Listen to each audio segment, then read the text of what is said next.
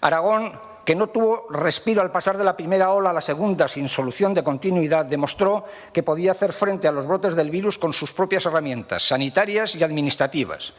Más test PCR permitían hacer un seguimiento de los asintomáticos, un control sobre las cuarentenas de los infectados, mayor número de rastreadores, mayor seguridad de nuestros sanitarios, habilitación de centros para la realización de cuarentenas, hospitales de campaña y, sobre todo, y quiero agradecérselo especialmente, señor presidente, el hecho de que Aragón haya sido la primera y única comunidad que ha garantizado el acceso a la atención primaria especializada y de farmacia en las condiciones de universalidad, incluidos los trabajadores temporeros extranjeros. Eso define la sensibilidad social de su Gobierno.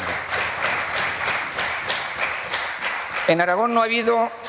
en ningún caso discriminación entre barrios ricos y barrios pobres, como sí ha habido en otras comunidades autónomas. Los ciudadanos de los barrios con la renta bruta más baja de la capital, como pudieran ser Las Delicias o Casetas, no han sido peor tratados que aquellos con la renta bruta media alta, como Montecanal. Y este Gobierno, que ha sido consciente de los datos más duros de determinadas zonas básicas de salud, ha luchado por todos los aragoneses y las aragonesas por igual. Y, por supuesto, ha trabajado y trabaja cada día por reducir la desigualdad, que es otra indeseable consecuencia de esta pandemia, especialmente entre las mujeres, señorías, probablemente las que más han sufrido las consecuencias del confinamiento.